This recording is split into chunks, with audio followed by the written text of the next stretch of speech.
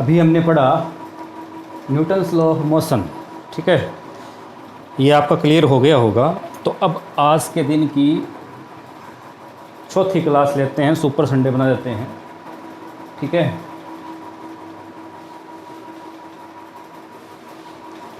और चौथी क्लास जो है वो लेंगे ग्रेविटेशनल फोर्स के ऊपर, ग्रेविटी के ऊपर, ठीक है ना। ग्रेविटेशनल फोर्स,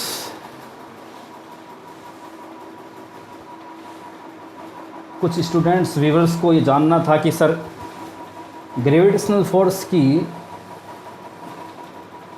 सच्चाई क्या है, ठीक है। तो अभी देखेंगे कि ग्रेविटी है क्या, ग्रेविटेशनल फोर्स क्या है।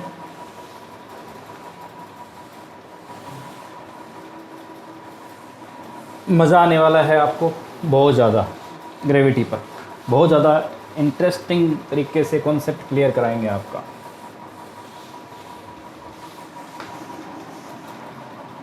और प्लीज़ ये वीडियो आप पूरा देखिए, इसको मिस मत कर देना, ठीक है ना, क्योंकि इस वीडियो के एंड में मैं आपको एक बहुत ही विशेष थ्योरी भी बताने जा रहा हूँ, जो थ्योरी अभी तक मान्य नहीं है, ठीक है ना, जो थ्योरी अभी तक मान्य नहीं है, मानी नहीं गई है, लेकिन मुझे ऐसा लगता है कि ऐसा भी पॉसिबल हो सकता है ग्रेविटी में, ठीक है ना। अब ग्रेविटी नहीं है, मतलब मेरा कहने का मतलब फोर्स की अपन बात करते हैं, तो फोर्स में जो मैं सोचता हूँ उसके अकॉर्डिंग, तो उसके लिए आपको थोड़ा वेट करना पड़ेगा। इसको क्लास को पूरा देखिए, क्लास को बीच में मत छोड़िए, ठीक है ना। आप लोगों के लिए मेहनत कर रहे हैं, ठीक है ना, तो क्लास को पूरा देखिए, बिल्कुल कॉन्सेप्ट क्लियर हो जाए ग्रेविटी का, ठीक है ना। तो स्टार्ट करते हैं ग्रेविटेशनल फोर्स।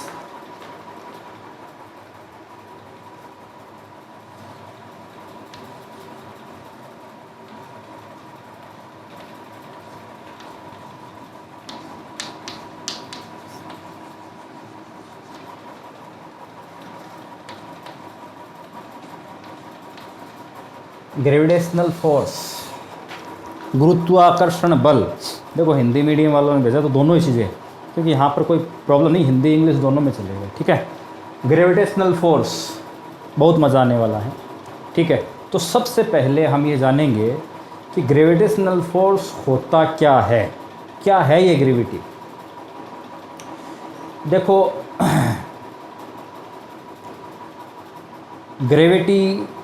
ग्रेविटेशनल फोर्स जो हमने पढ़ा है, गुरुत्वाकर्षण, वो क्या पढ़ा है कि पृथ्वी यदि कोई वस्तु को खींचती है, ये एक आकर्षण बल है, ये पढ़ा है अपन ने।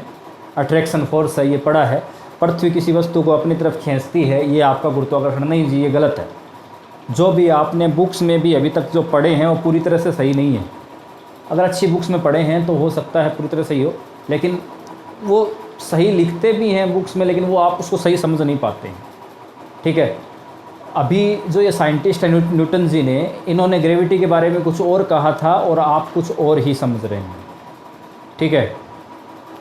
तो इसके ऊपर अपन डिस्कस करेंगे, बहुत ज़्यादा डिस्कस करेंगे कि आखिर ग्रेविटेशनल फोर्स किसे कहेंगे, ठीक है ना। गुरुत्वाकर्षण बल क्या है। अब जैसे आप सोचते हो कि यदि कोई वस्तु ऊपर से नीचे गिरती है तो पृथ्वी उसको खींचती है, वो उसे आप गुरुत्वाकर्षण बल कहते हैं, लेकिन ये अधूरा है जी, ये पूरा नहीं है। अभी मैं आपको पूरा समझाने के लिए इसको पूरा डिटेल से समझाता हूँ, फिर उसके बाद में डेरिवेशन से भी समझेंगे, ठीक है। फिर आपके जो न्यूटन्स लॉ है उससे भी समझेंगे, ठीक है। तो सबसे पहले गुरुत्वाकर्षण के बारे में जानते हैं कि गुरुत्वाकर्षण की आम धारणा क्या है, आम लोग क्या कहते हैं। आम धारणा क्या है, आम लोग क्या कहते हैं कि भाई कोई चीज़ नीचे गिर जाती है तो गुरुत्वाकर्षण की वजह से गिरती है। जैसे बचपन से हमें सिखाया गया है, बेटा छत की दीवार पर मत चढ़ो, नीचे गिर जाओगे, बेटा आगे गड्ढा है, गड्ढे में गिर जाओगे, नाली में गिर जाओगे। तो आपके दिमाग में क्या ये बैठ गया है कि गुरुत्वाकर्षण का मतलब नीचे गिरना, गुरुत्वाकर्षण का मतलब नीचे गिरना।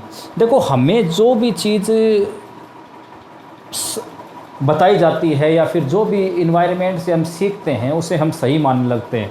यदि कोई भी चीज़ हमारे सामने एक बार, दो बार, तीन बार, चार बार, 5 बार, 10 बार, 20 बार, 100 बार, 1000 बार वो चीज़ वैसे की वैसे आती जाए तो हम उसको क्या करते हैं, सत्य मानने लगते हैं, जबकि वो सत्य नहीं है। ये बिल्कुल सत्य नहीं है कि कोई चीज़ नीचे गिर जाती है वो गुरुत्वाकर्षण बल है या ग्रेविटेशनल फोर्स है, ये नहीं है, सच्चाई नहीं है, ये अधूरी है, आप जोड़ रहे हो बस। तो उससे पहले, ये कॉन्सेप्ट करने से पहले कुछ चीज़ें जो है वो मैं समझाता हूँ आपको कि भाई ये क्या चीज़ें हैं, क्या है। देखो, सबसे पहले आपके दिमाग को आज ये इस प्रकार से सेटअप करना पड़ेगा कि जो भी हम सुनते हैं वो सही नहीं है। दिमाग में एकदम क्लियर कर लो, पहले ये निकाल दो भाई, ये निकालोगे तभी मैं ये जो समझाने वाला हूँ तभी समझ में आएगा। आज ग्रेविटी के बारे में बहुत स्पेशल आप चीज़ पढ़ोगे, और ये वीडियो जो है वो किसी स्टूडेंट्स के लिए नहीं है, ये सब के लिए जो गलत धारणाएं दिमाग में हमने पैदा कर रखी है कि इससे ग्रेविटी कहते हैं, वो जो गलत है, आज वो गलती निकाल कर आपको सही बताने वाला हूँ कि सही में ग्रेविटेशनल फोर्स होता क्या है, ग्रेविटी क्या है, नीचे गिरता है या क्या होता है, ऊपर जाता है, जो भी, ठीक है।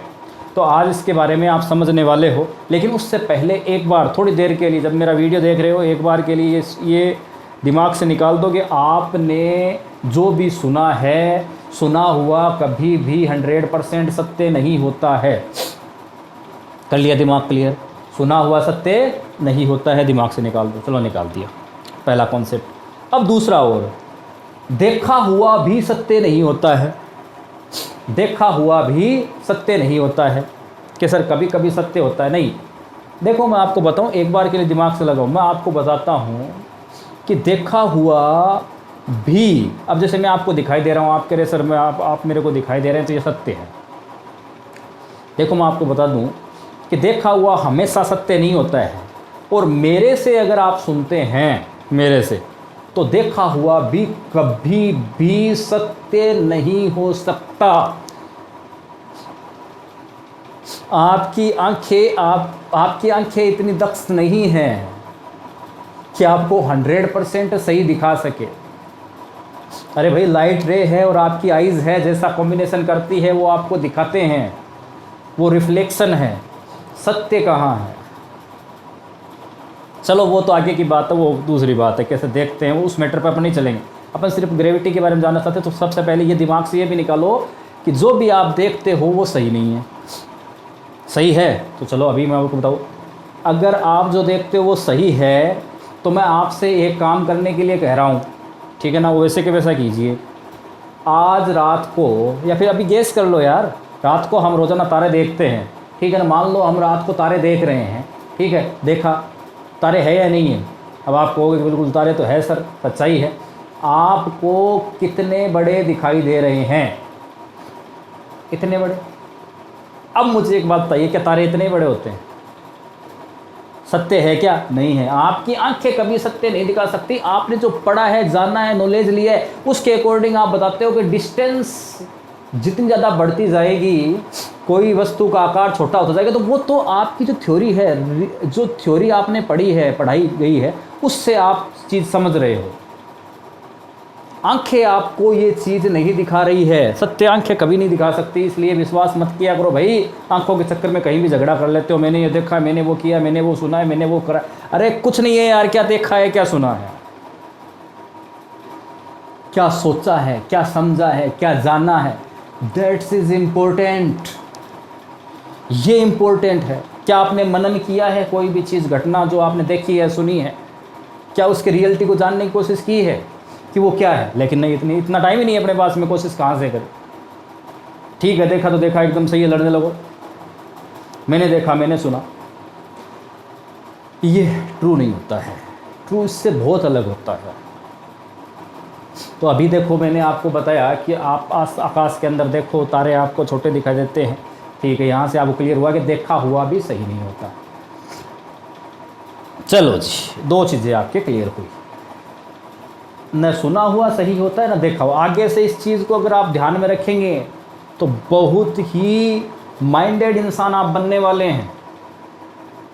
अगर देखे और सुने हुए पे बिलीव करोगे तो, अब मैं आगे नहीं कहूँगा, आप समझ जाओ, ठीक है ना भाई। आप उतने इंटेलिजेंट नहीं कहलाओगे, ठीक है ना, सोचोगे, समझोगे, मनन करोगे, तब वो सही आपके समझ में आएगा, ठीक है।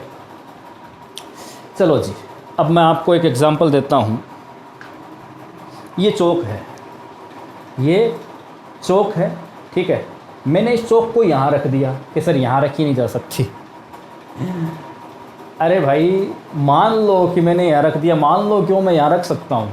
अभी आपने जो थ्योरी बना रखी है, जैसे एक अमेरिका में पैदा हुआ बच्चा बचपन में अंग्रेज़ी बोल पाता है, इंडिया में प्रोफेसर भी इतनी अच्छी इंग्लिश नहीं बोल पाता, तो हम जो सुनते हैं ना जो इन्वायरमेंट से, ठीक है ना, तो उसको हम हकीकत मानने लगते हैं। फिज़िक्स में थोड़ा सा इस चीज़ को समझो कि वो हकीकत नहीं होती है, वरना फिर साइंटिस्टों को इतना शोध क्यों करना पड़ता। ये चौक यहाँ मैं रख सकता हूँ, ठीक है ना। अब आपको लगेगा ऐसा नहीं है, ठीक है ना। अरे भाई मैंने इसके ऊपर फोर्स लगाया है ना, फोर्स लगाकर मैंने यहाँ छोड़ा है, ठीक है। अब क्या होगा बताओ, मैंने इस चौक को यहाँ पर रखा इस जगह, तो आप कहोगे कि सर नीचे गिर गई, सर ये चौक नीचे गिर गई। लेकिन मैं ये कह रहा हूँ कि ये चौक जो है ये नीचे नहीं गिरी, है ना, अजीब सी बात। अब आप कहोगे सर ये तो पॉसिबल नहीं है, इतने तो चाहे आप कुछ भी कहो कि देखा हुआ सही हो या नहीं हो, सर इतना गलत तो नहीं हो सकता। अरे भाई होगा, और मैं इसको प्रूव करके दिखाने वाला हूँ कि जो आप कह रहे हो ना कि ये चौक नीचे गिर गई, और मैं आपको बताऊँगा ये चौक नीचे नहीं गिरी। अभी मैं आपको ये दिखाने वाला हूँ, कुछ ऐसे एग्जांपल्स दूंगा जिससे आप समझ, ऐसे तर्क दूंगा कि आपको समझना पड़ेगा, इस चीज़ को मानना पड़ेगा। मैं बिना तर्क के बात नहीं करता हूँ, बिना एग्जांपल की मैं बात नहीं करता हूँ, क्लैरिटी के साथ। अगर मैं कहता हूँ कि ये नीचे नहीं गिरी है तो ये नीचे नहीं गिरी है, दैट्स इज ट्रू, मैं सत्य बोल रहा हूँ, ये नीचे नहीं गिरी है भाई। और आप भी समझो इसको कि ये नीचे नहीं गिरी है, तो सर ये नीचे नहीं गिरी है तो ये कहाँ गई है, ठीक है। अब इसके ऊपर तो हमें रिसर्च करना है कि नीचे नहीं गिरी है तो ये कहाँ गई है। देखो जी मैं क्या कह रहा हूँ, मैं ये कह रहा हूँ कि मैंने फोर्स लगाकर इसको यहाँ पर छोड़ दिया, इसको मैंने यहाँ पर रख दिया, ठीक है ना, इसको मैंने यहाँ पर रख दिया। अब आप क्या सोचते हैं कि ये ऐसे आपकी तरफ आ रही है, क्योंकि आप पृथ्वी के ऊपर बैठे हैं, तो ऊपर से कोई चीज़ नीचे आती हुई आपको दिखाई देती है, ठीक है ना। तो आपको ऐसा लग रहा है कि ये ऐसे आ रही है क्योंकि आप पृथ्वी के चिपके हुए हैं, ठीक है, पृथ्वी के टच में, तो आपको ऐसा लगता है कि बाहर से कोई चीज़ है जो आपकी तरफ आ रही है।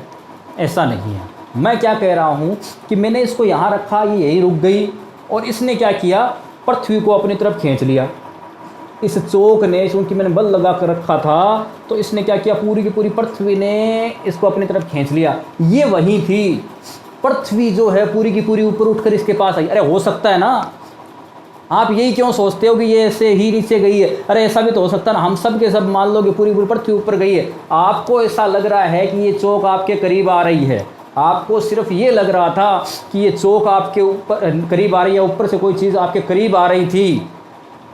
अब करीब आने का मतलब ये भी तो हो सकता है ना, हम ऊपर की तरफ जा रहे हैं तो भी उसके करीब आते हैं। जैसे ये हाथ है, अब देखो ये हाथ चलकर इसके पास आया तो भी करीब हुआ, ये हाथ इसके पास चलकर आया तो भी करीब हुआ। तो ये डिसाइड कैसे कर लिया आपने कि यही नीचे आ रही है?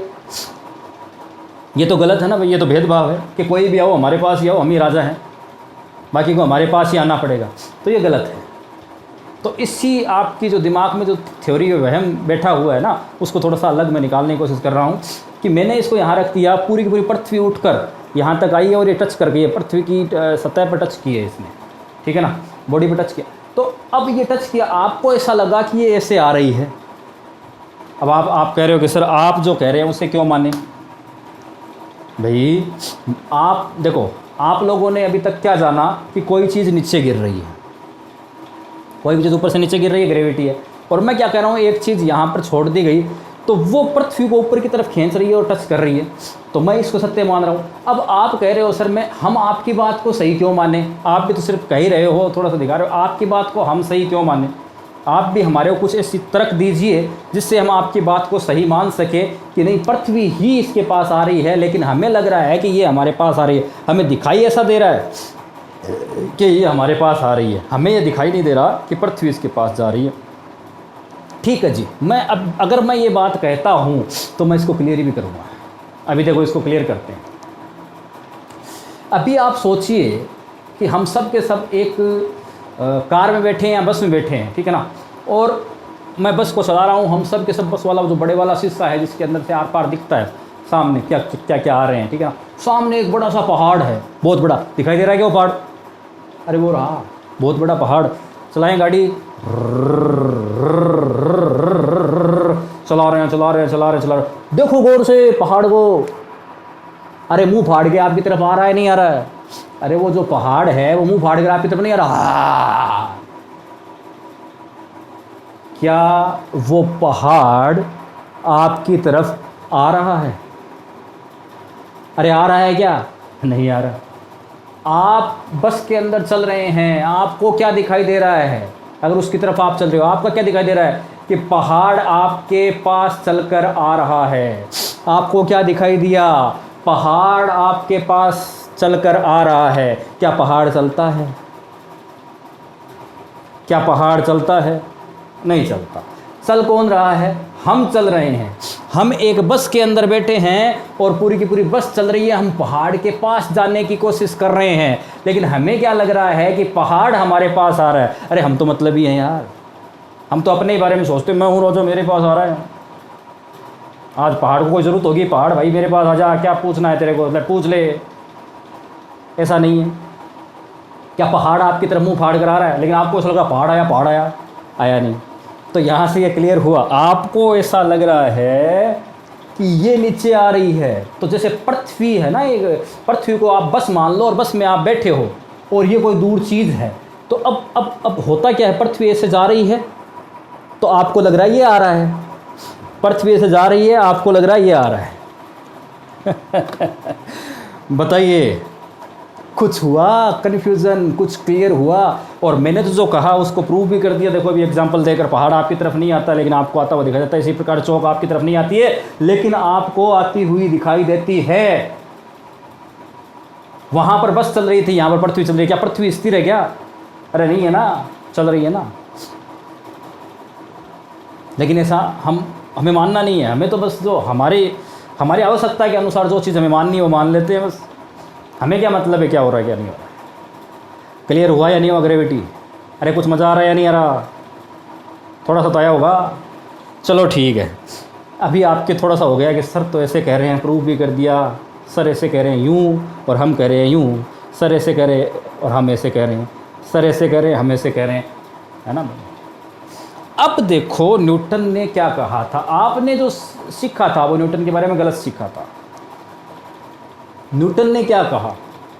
न्यूटन ने ये कहा, देखो अब हकीकत आपको समझ में आ रही है। देखो पहले वो अधूरा ज्ञान था, ठीक है ना, उसके लिए फिर मेरे को थोड़ा सा और ज्ञान देना पड़ा आपको। और अब अपन पूरी तरह से 100% रियलिटी की तरफ चलते हैं। अभी हम 100% रियलिटी की तरफ चलेंगे, ठीक है ना। ये मान लो चौक है, ठीक है, और ये आपको ऐसा लग रहा है, वैसे एरो दिखा देता हूँ कि ये आपकी तरफ आ रही है, ठीक है, ऐसा मैं। और यहाँ पर ये जो है ये अर्थ है, ठीक है, ये अर्थ है, ये अर्थ है, ये चौक है भाई, ये चौक है, ये अर्थ है। आपको ऐसा लग रहा है ये ऐसे आ रही है, ठीक है ना। और मैंने क्या कहा कि ये पृथ्वी इसके पास जा रही है, ये मैंने कहा, ये आपने कहा, और मैंने प्रूव भी कर दिया। मैंने एग्जाम्पल से प्रूव भी कर दिया। आज ये चौथी क्लास है, लेकिन थकान थकून नहीं होगी, चिंता ना करें, और लेंगे क्लास है।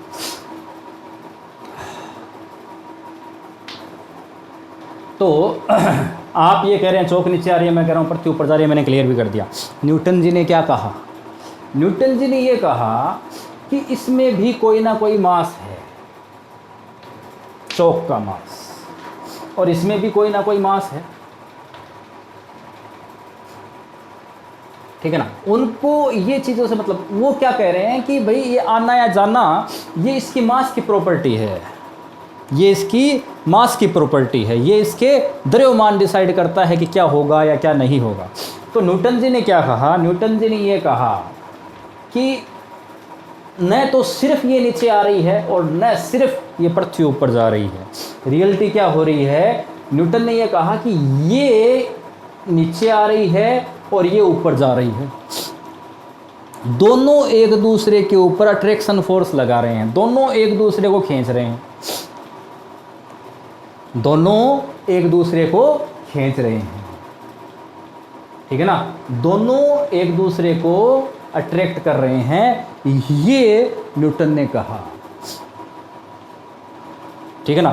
दो द्रव्यमानों के मध्य लगने वाले आकर्षण बल को गुरुत्वाकर्षण बल कहते हैं, ठीक है ना। तो टू मास के ऊपर जो अट्रैक्शन फोर्स लगता है वो आपका ग्रेविटेशनल फोर्स है, ठीक है ना, ठीक है। दो द्रव्यमानों के मध्य, क्योंकि हिंदी क्लास है तो हिंदी में थोड़ा सा बोलना पड़ेगा।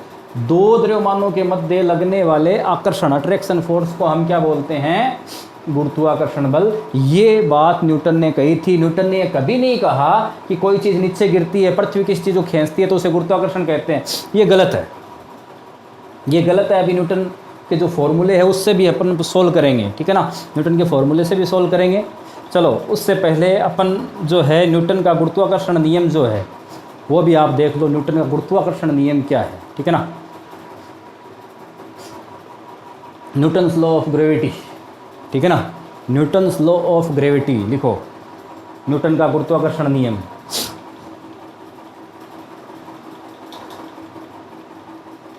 क्योंकि हिंदी भी की क्लास है इसलिए लिखाऊंगा हिंदी में और चलेगा दोनों, इंग्लिश हिंदी दोनों में।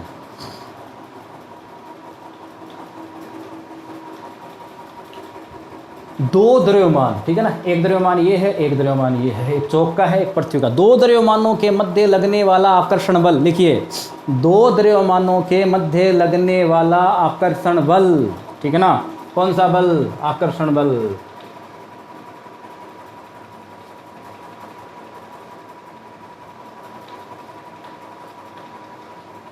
दो द्रव्यमानों के मध्य लगने वाला आकर्षण बल, कोमा, क्या कहा, उन दोनों द्रव्यमानों के परिमाण के गुणनफल के समानुपाती होता है। उन दोनों द्रव्यमानों के परिमाण के गुणनफल के समानुपाती होता है। उन दोनों द्रव्यमानों के परिमाण के गुणनफल के समानुपाती होता है। मतलब क्या कह रहा है कि mc और me, ठीक है ना, ये चौक का और ये पृथ्वी का, इन दोनों गुणनफल के समानुपाती होता है। तथा इन दोनों द्रव्यमानों के बीच की दूरी, इन दोनों द्रव्यमानों के सेंटर तक ले जाओ भाई, सेंटर से मानेंगे डिस्टेंस, ठीक है, इन दोनों द्रव्यमानों के बीच की दूरी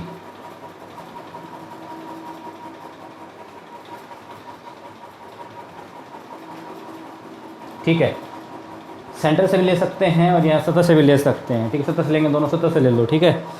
तो इन दोनों देखो, तथा इन दोनों द्रव्यमानों के मध्य दूरी के वर्ग के व्युत्क्रमानुपाती होता है। इन दोनों द्रव्यमानों के मध्य दूरी के वर्ग के व्युत्क्रमानुपाती होता है, इनवर्सली प्रोपोर्शनल, ठीक है ना। तो दूसरी कंडीशन क्या कही कि ये जो एफ जी बोलोगे वो इन दोनों द्रव्यमानों के बीच की दूरी जो आर है इसके वर्ग के व्युत्क्रमानुपाती होती है, ये वाली। ये न्यूटन ने कहा था, ठीक है जी। तो यहाँ से एफ जी इक्वल टू नहीं, दोनों को साथ में लिख लेते हैं, एम सी एम ई और आर स्क्वायर। अरे लिख सकते हैं ना ऐसे, दोनों को साथ में लिख लिया। तो यहाँ से ये जो हो गया एफ जी इक्वल टू जी, और ध्यान रखना अट्रैक्शन फोर्स है इसलिए माइनस लगा दिया अट्रैक्शन की वजह से, बाकी इसके रिजल्टेंट में कोई वो नहीं है। एम सी एम ई चौक और पृथ्वी के बीच में जो फोर्स लग रहा है ग्रेविटेशनल फोर्स, अट्रैक्शन है इसलिए माइनस लगाया, अट्रैक्शन फोर्स है, ये आपको दिखाया हुआ है, ठीक है। और अगर अपन इसको वेक्टर के रूप में लिखेंगे तो यहाँ वेक्टर लिख लेंगे, और ये जो दूरी है ना, इस डिस्टेंस उसकी डायरेक्शन में होगा तो आर कैप हो जाएगा, ठीक है ना। आर केप हो जाएगा, कोई प्रॉब्लम नहीं है, ठीक है ना। ये जो बीच की डिस्टेंस है इसके अकॉर्डिंग ही चल रहा है, ठीक है ना, इसी के बीच में चल रहा है ना, इसी के बीच में, ठीक है ना, डिस्टेंस के बीच में, तो डायरेक्शन हो जाएगी आर केप अगर आप वेक्टर में लेते हो। लेकिन अब हमें उससे कोई मतलब नहीं, हमें सीखना है थोड़ा सा, ठीक है, इसको समझना है ग्रेविटी को। चलो जी, अब यहाँ से ये जो जी है इसका कुछ ना कुछ मान होता है, इसको बोलते हैं ग्रेविटेशनल कांस्टेंट, है ना।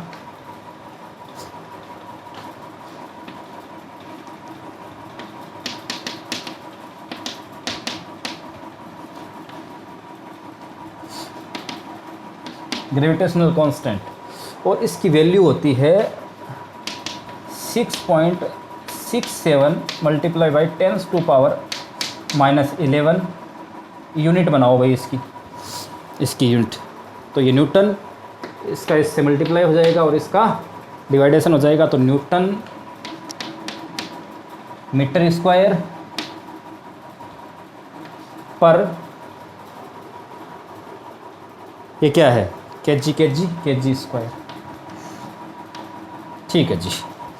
ये ग्रेविटेशनल कांस्टेंट आ गया आपका, ठीक है, ये यहाँ से निकल गया। वेक्टर बनाओ तो मैंने कहा यहाँ वेक्टर लगाओगे और यहाँ पर आर केप लगा दोगे, ठीक है। तो हमारा तो ये तो खैर है ही, हमें तो इसकी विशेष बात जाननी थी कि क्या ये नीचे आती है, क्या ऊपर जाती है, और ये न्यूटन ने मैंने कहा भी ये ऊपर आती है, ये नीचे जाती है, और इसको हमने तर्क से समझ लिया था, और मैंने कहा था मैथमेटिकली भी इसको प्रूव करेंगे, अभी प्रूव करने वाले हैं। यहाँ तक आपके क्लियर है। अभी देखो मैथमेटिकली प्रूव करेंगे इस बात को कि जो आप समझते थे कि कोई चौक या कोई भी चीज़ नीचे आती है, नाले में गिर जाओगे, छत से नीचे गिर जाओगे, ऐसा नहीं था, खड्डे में गिर जाओगे।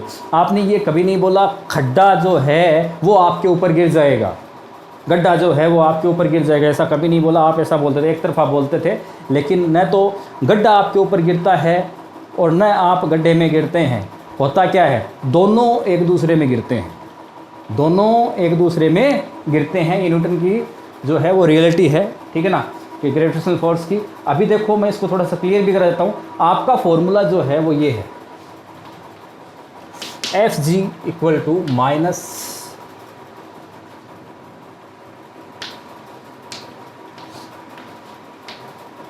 ठीक है,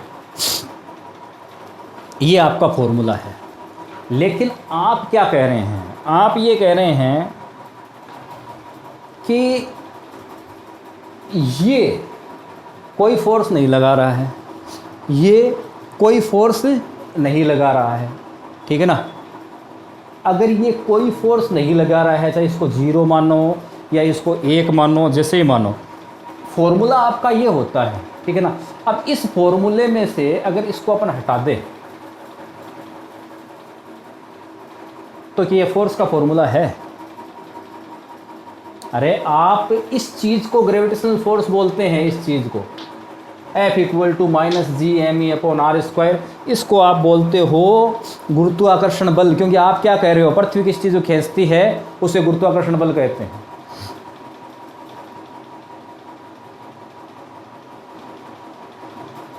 उसको ग्रेविटेशनल एक्सेलरेशन कहते हैं, समझ में आई बात।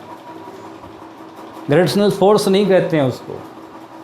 और आप उसी को गुरुत्वाकर्षण बल, गुरुत्वाकर्षण का नियम, उसी को आप करने लगे, ऐसा नहीं है, ठीक है ना। तो यहाँ पर ये जो चीज़ है, अगर जो आप कहते थे, ठीक है ना, जो आप कह रहे थे उसके हिसाब से आपका फॉर्मूला होना चाहिए था Fg equal to minus G_m_e/r²। क्योंकि सिर्फ और सिर्फ जो अर्थ है उसी का रोल है, दूसरे का तो कोई रोल ही नहीं है, दूसरे का तो कोई रोल ही नहीं है। आप ऐसा कह रहे हो, आप इसको ग्रेविटेशनल फोर्स बोल रहे हो कि पृथ्वी किसी चीज़ को खींचती है। नहीं नहीं, दोनों एक दूसरे को खींचते हैं, सच्चाई है। इसीलिए जो आपका फॉर्मूला है वो ये राइट है और ये रॉन्ग है। तो बताइए अपन मैथमेटिकली भी इसको प्रूव कर पाए या नहीं कर पाए कि जो आप सोचते हैं, आप क्या सोचते हैं कि कोई चीज़ नीचे गिर रही है, उसको आप सही मान रहे थे, क्या वो सही है? क्या वो सही है? बिल्कुल सही नहीं है। सही क्या है? ये इसको खींच रही है, वो उसको खींच रही है, दोनों एक दूसरे को खींच रहे हैं, ये सही है। हाँ, यहाँ पर आप ये कह सकते थे, देखो यहाँ पर आप ये कह सकते थे कि पृथ्वी बहुत बड़ी है इसलिए ज़्यादा खींचती है, इसलिए वो ही नीचे गिरेगी या वो ही नज़दीक आएगी। लेकिन यहाँ पर ये बिल्कुल सच्चाई नहीं है कि सिर्फ वही जो है वही नीचे आएगी, सिर्फ पृथ्वी ही उसको अट्रैक्ट कर रही है या पृथ्वी ही उसको खींच पाएगी, वो कुछ नहीं खींच पाएगी या वो कोई भी बल नहीं लगा पाएगी। हाँ, वो बल जो है वो बहुत कम लगा पाएगी, लेकिन आपने तो उस बल को ही ख़त्म कर दिया। आपने न्यूटन की बात मानी ही नहीं, आपने तो कहा कि बस नीचे गिरती है, नीचे गिरती है, नीचे गिरती है। हाँ, ये बिल्कुल सच्चाई है कि बहुत ज़्यादा मान है, इसलिए उसको अपन बहुत कम को अपन नगण्य के लिए मान लेते हैं। लेकिन मानते तो भी क्या अपन ये फॉर्मूला मानते थे ग्रेविटेशनल फोर्स का? नहीं मानते थे ना। हम ग्रेविटेशनल फोर्स का फॉर्मूला यही क्यों लेते थे? इसका मतलब क्या, दोनों का रोल है, चौक का भी रोल है और अर्थ का भी रोल, पृथ्वी का भी रोल है, दोनों एक दूसरे को खींचते हैं। ये न्यूटन ने समझाया था, लेकिन हमने तो बस ये है कि अर्थ का अनर्थ करना हमें तो आता है, हम तो यही करते हैं। ठीक है, चलो जी। अब ये ग्रेविटेशनल फोर्स जो है वो आपके मेरे ख्याल से बिल्कुल क्लियर हो गया होगा, ठीक है ना। अगर ये आपके क्लियर हो गया है और अगर आपको मेरी क्लास अच्छी लगती है तो मेरे चैनल को सब्सक्राइब कीजिएगा, शेयर कीजिएगा बहुत सारे बच्चों में, बहुत सारे स्टूडेंट्स लोगों के अंदर, कि उनको ये जागरूकता आए, ठीक है ना। और अगर वीडियो पसंद आए तो लाइक भी कीजिए। अब मैंने वीडियो के स्टार्ट में आपसे एक बात कही थी कि मैं एक विशेष थ्योरी की बात कर रहा था कि एक विशेष थ्योरी है जो मैं सोचता हूँ कि ऐसा भी हो सकता है, जो मैं सोचता हूँ ऐसा भी हो सकता है। अभी तक हुआ नहीं है, इसलिए उसको कहीं सिलेबस के अंदर उसको कहीं नहीं करना है। मैं क्या सोचता हूँ, देखो अभी तक आपने फोर्स जो है वो पढ़े हैं क्या? अट्रैक्शन फोर्स, रिपल्सन फोर्स, ठीक है ना। यदि कोई वस्तु रिपेल करे या अट्रैक्ट करे उसको क्या बोलते हैं? आप फोर्स बोलते हैं। अट्रैक्ट और रिपेल को आप क्या बोलते हैं? अट्रैक्शन और रिपल्सन को आप क्या बोलते हैं? फोर्स। धक्का देना या खींचना बल कहलाता है। हिंदी मेरे पढ़े नहीं गया यार, 9th क्लास में, 7th क्लास में, 8th क्लास कहीं तो पढ़ा होगा। धक्का देना या खींचना बल कहलाता है, ठीक है ना। धक्का देना या खींचना बल कहलाता है। लेकिन बिल्कुल सही है, इसी को हम पढ़ते आ रहे हैं, शायद इसी को हम पढ़ते रहेंगे, लेकिन मुझे कुछ और लगता है, ठीक है ना। वो अभी तक सत्य नहीं है, अभी तक प्रमाणित नहीं हुआ है, इसलिए थोड़ा सा मैं आपको बता रहा हूँ, उसको समझने की कोशिश कीजिएगा। अभी कहीं पे अप्लाई मत कर देना, बस मैं आपको ये बता रहा हूँ मैं क्या सोचता हूँ। मैं ये सोचता हूँ कि जो फोर्स जो हम बताते हैं कि रिपेल और अट्रैक्शन 2 प्रकार के होते हैं, लेकिन मुझे ऐसा लगता है कि फोर्स जो है वो एक ही प्रकार का होता है। फोर्स जो है वो एक ही प्रकार का होता है, रिपल्सन फोर्स। फोर्स जो होता है वो एक ही प्रकार का होता है, रिपल्सन फोर्स, ठीक है ना। मतलब प्रतिकर्षण बल, ठीक है ना, एक ही होता है। रिपल्सन का मतलब धकेलने वाला, ठीक है ना, धक्का देने वाला, ठीक है ना। कौन सा फोर्स होता है? धक्का देने वाला। एक ही प्रकार का फोर्स होता है, धक्का देने वाला। अब आप कहोगे नहीं सर अट्रैक्शन फोर्स भी होता है। अभी देखो मैं आपको बताऊं, जैसे यहाँ देखो, ये चौक यहाँ रखी हुई है, ठीक है ना। अब मैं इस चौक को यहाँ से इधर पुल किया, ठीक है ना, तो ये पुल वाला फोर्स, ये एक पुलिंग फोर्स ही होता है, मैं ये कहना चाहता हूँ आपको, ठीक है ना। अब आप कहोगे कि सर अब इसको क्या कहोगे आप? खींचना। अरे मुझे एक बात बताइए, इसको खींचना कैसे कहोगे? देखो, इसको धकेलना, इसको धकेला इस दिशा में, इसको धकेला इस दिशा में, तो दोनों को धकेला ना, या तो इधर धकेला या इधर धकेला। फिर 2 प्रकार का बल कौन से हुए? या तो आप इस डायरेक्शन में धकेल रहे हो या फिर बल लगाकर इस डायरेक्शन में धकेल रहे हो। तो बल 2 क्यों? डायरेक्शन ही तो है ना। अरे डायरेक्शन ही तो 2 है, खींचना या धक्का देना 2 डायरेक्शन ही है। खींचना, धक्का देना 2 डायरेक्शन ही तो है। फोर्स तो एक ही है ना। देखो मुझे ऐसा लगता है कि ये फोर्स देखो ऐसे इस साइड में अगर खींचा, इस साइड में अगर धकेला तो ये धकेलना, इस साइड में धकेला तो भी धकेलना, तो खींचना कुछ है ही नहीं। तो फोर्स एक ही प्रकार का। अब आप कहोगे कि सर ये यहाँ तो आपने कर दिया, हाथ से ऐसे कर करके दिखा दिया, लेकिन आप मुझे बताइए गुरुत्वाकर्षण बल जो है, गुरुत्वाकर्षण बल जो है उसको उसमें इस चीज़ को समझाओ कि गुरुत्वाकर्षण बल जो है वो अट्रैक्शन फोर्स नहीं है। गुरुत्वाकर्षण बल जो इतनी सारी थ्योरी न्यूटन ने दी और हम जो भी पढ़ते आ रहे हैं वो अट्रैक्शन फोर्स नहीं है। इसको प्रूव करके दिखाओ हमें। अब देखो अभी तक ये कोई थ्योरी तो है नहीं जो मैं प्रूव करूंगा, लेकिन फिर भी इसके लिए भी मेरे पास में एक तर्क है। गुरुत्वाकर्षण फोर्स क्या कहता है, गुरुत्वाकर्षण बल क्या कहता है कि यदि किसी के पास में अधिक मास है, यदि किसी के पास में अधिक मास है तो वो कम मास वाले को खींच लेगा। यही तो कह रहा ना, यही कह रहा है ना भाई, खींचना अभी आपने लगाया कि अधिक मास वाला जो खींच दोनों अलग ज़्यादा वो खींच लेगा, ठीक है। तो वो आता हुआ दिखाई देगा अधिक मास की तरफ कोई भी वस्तु। तो अभी जैसे अपन ने पढ़ा था वो बिल्कुल सही था यहाँ तक, लेकिन मैं अपनी एक और थ्योरी आपके सामने रख रहा हूँ। मैं ये कह रहा हूँ जैसे आपको लग रहा है कि ये वस्तु नीचे आ रही है ऐसे, और इसको अपने प्रूव भी कर दिया वो सच्चाई है, लेकिन मुझे एक और थ्योरी लगती है कि ये नीचे आ रही है, ठीक है ना। अब आप कह रहे हो कि सर यहाँ तो अट्रैक्शन है ही, पृथ्वी तो इसको खींच रही तभी तो आ रही है ना। यहाँ पर आप धक्का कैसे दिखाओगे, यहाँ पर आप धक्का कैसे दिखाओगे? देखो मैं आपको बताऊं, धक्का कौन लगा सकता है? जिसके पास में ज़्यादा ताकत है। धक्का कौन लगा सकता है? जिसके पास में ज़्यादा ताकत है। अब देखो ये पृथ्वी और भाई साहब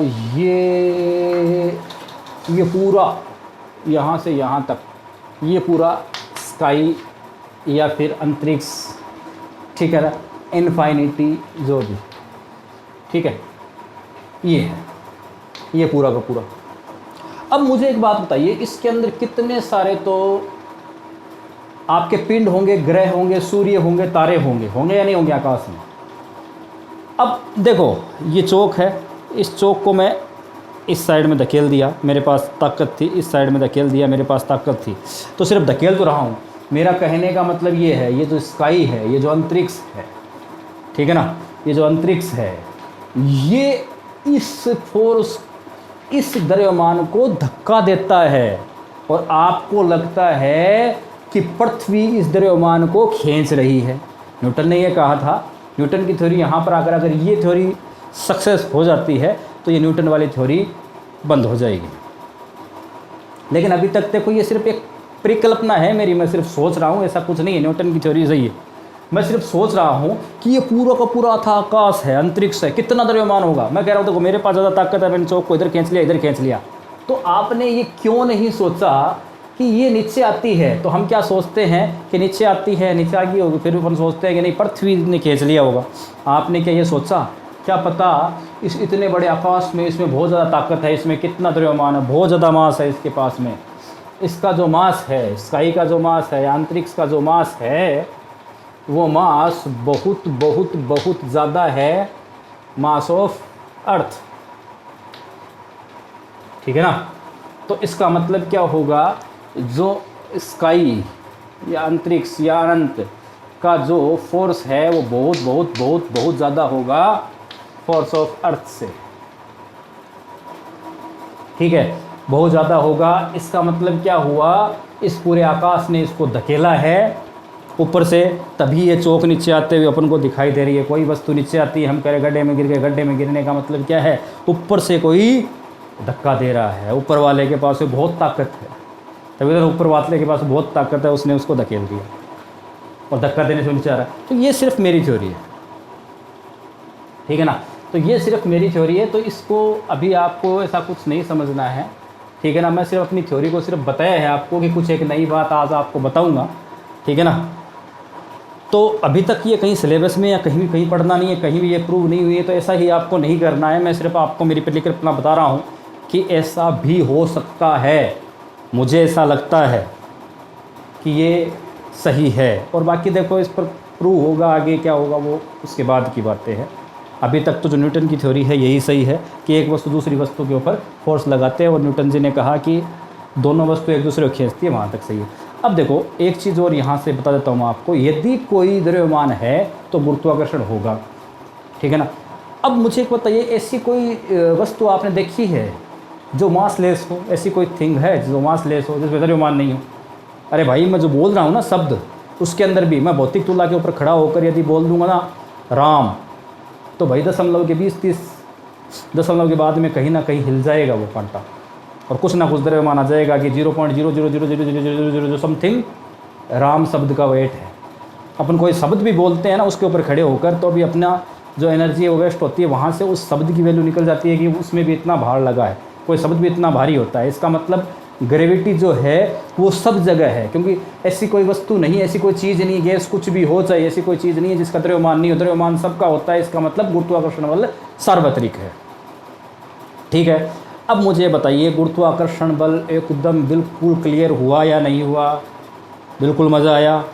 चलो जी, थैंक यू।